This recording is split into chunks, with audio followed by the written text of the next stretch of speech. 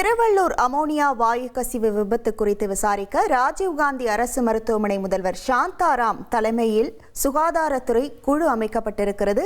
விவரங்களோடு இணைகிறார் நமது செய்தியாளர் தாயுமானவன். வணக்கம் தாயுமானவன். இந்த குழுவின் முதற்கட்ட விசாரணை எப்போது தொடங்க இருக்கிறது? முழு விவரங்கள்.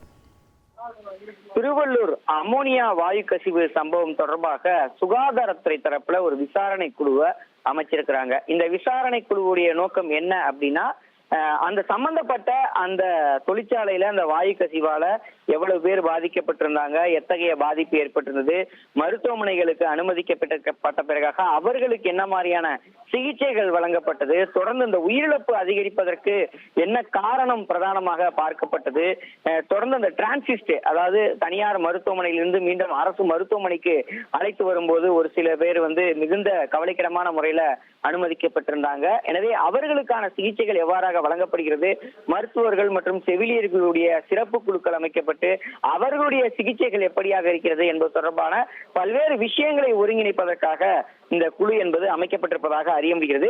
அது மட்டுமல்லாம உயிரிழப்பை பொறுத்த மட்டில் தற்போது வரை 7 பேர் உயிரிழந்திருக்காங்க.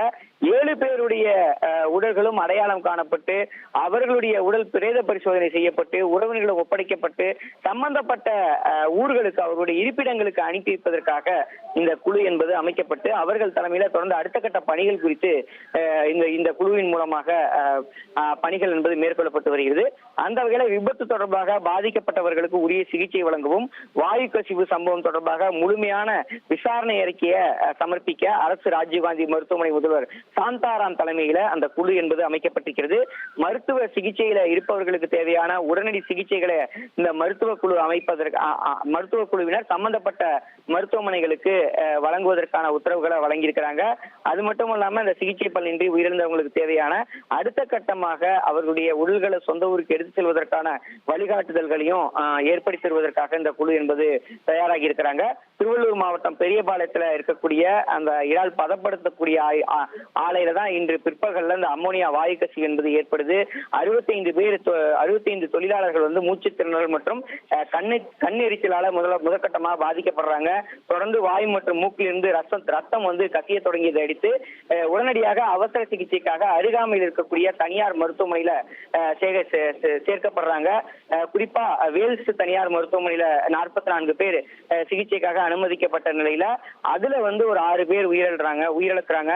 அதே போல அருகாமையில் இருக்கக்கூடிய மற்றொரு தனியார் மருத்துவக் கல்லூரி மருத்துவமனையில ஒரு 22 பேர் அனுமதிக்கப்பட்ட நிலையில அதுல ஒரு பெண் உயிரிழக்கிறாங்க. இப்படியாக ஒரு 7 பேர் இதுவரைக்கும் உயிரிழந்திருக்கக்கூடிய சூழல்ல கிட்டத்தட்ட ஒரு 15க்கும் மேற்பட்டோர் கவலைக்கிடமான முறையில பல்வேறு மருத்துவமனையில சிகிச்சைக்காக அனுமதிக்கப்பட்டிருக்கிறாங்க. அதுல தொடர்ந்து உயர் சிகிச்சை தேவைப்படக்கூடிய நபர்கள் என கண்டறியப்பட்டு ஒரு 6 பேர் கவலைக்கிடமான முறையில லைஃப் சப்போர்ட் ஆம்புலன்ஸ் அதாவது வெண்டிலேட்டர் உதவியோடு ஆம்புலன்ஸ் மூலமாக சென்னை ஸ்டான்லி மருத்துவமனைக்கு வரவழைக்கப்பட்டு அங்கு ஒரு 6 பேருக்கு சிகிச்சை வழங்கப்படுகிறது. இதே போல அரசு ராஜீவ்காந்தி மருத்துவமனையில ஒரு 4 பேருக்கு சிகிச்சை வழங்கப்படுகிறது. அனைவருமே கவலைக்கிடமாக இருக்கக்கூடிய நிலையில தொடர்ந்து அவர்களுடைய உடல்நிலையை காப்பாற்றுவதற்காக மருத்துவர்கள் அடங்கிய குழுவினர் தொடர்ச்சியா அதற்கான பணிகள்ல அதற்கான சிகிச்சைகளை வழங்கி வராங்க. இப்படிப்பட்ட நிலையில தான் சுகாதாரத்துறை தரப்புல குழு என்பது அமைக்கப்பட்டு அந்த விபத்திற்கான காரணம் குறித்தும் தொடர்ந்து மருத்துவர்கள் தலைமையில என்ன மாதிரியான சிகிச்சைகள் வழங்கப்படுகிறது என்பதனை ஒருங்கிணைப்பதற்காக இந்த குழு என்பது அமைக்கப்பட்டிருக்கிறது.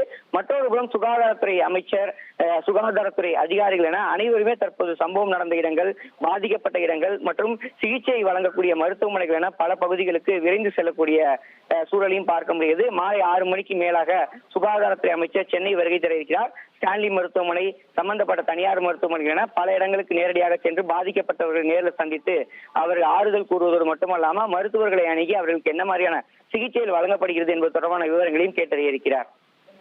விவரங்களுக்கு நன்றி தாயுமானவன். இனி செல்லும் இடமெல்லாம் செய்தி. தந்தை டிவியின் வாட்ஸ்அப் சேனலை ஃபாலோ பண்ணினா செல்லருக்கும் இடமெல்லாம் செய்தி. இதோ QR கோட் இப்பவே ஸ்கேன் பண்ணுங்க, ஃபாலோ பண்ணுங்க.